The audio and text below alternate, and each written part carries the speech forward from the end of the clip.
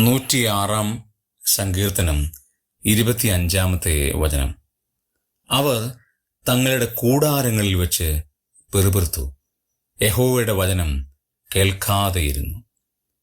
105, 106, 107 സങ്കീർത്തനങ്ങൾ വായിച്ചാൽ ഇസ്രയേലിന്റെ ജീവിതത്തിന്റെ സമ്മറിയാണ് കാണാൻ കഴിയുന്നത്.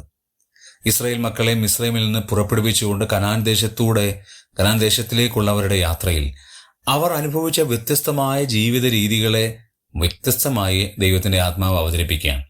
അപ്പൊ അവിടെ പറയുന്നൊരു കാര്യം, അവർ തങ്ങളുടെ കൂടാരങ്ങളിൽ വെച്ച് പെറുപിറുത്തു. ദൈവത്തിന് വിരോധമായി പെറുപിറുത്ത കാര്യം. കൂടാരം നൽകിയ ദൈവമാണ്, ആഹാരം നൽകിയത് ദൈവമാണ്, ജലം നൽകിയ ദൈവമാണ്, അവരെ വിടുവിച്ചത് ദൈവമാണ്, അവർക്കെല്ലാം നന്മകൾ നൽകിയ ദൈവമാണ്. അവരുടെ ജീവിതത്തിന്റെ ആകെ തുക എടുത്താൽ ദൈവം അല്ലാതെ ഒരു നന്മ അവർക്കില്ല. പക്ഷെ ഇതെല്ലാം മനസ്സിലാക്കി അവർക്ക് ദൈവം നൽകിയ കൂടാരങ്ങളിൽ വെച്ച് തന്നെ ദൈവത്തിന് വിരോധമായി പെറുപിറുക്കുകയാണ്. പ്രിയമുള്ളവരെ, ദൈവം നമുക്ക് നൽകിയിട്ടുള്ള ഭവനങ്ങളായിക്കോട്ടെ, വാഹനങ്ങളായിക്കോട്ടെ, ഇതിൽ നിന്നൊന്നും നാം അധിവസിക്കുമ്പോൾ ദൈവത്തോട് പെറുപിറുക്കാൻ പാടില്ല. ദൈവത്തിൻ്റെ കൃപാദാനങ്ങളെ എതിർക്കാൻ പാടില്ല.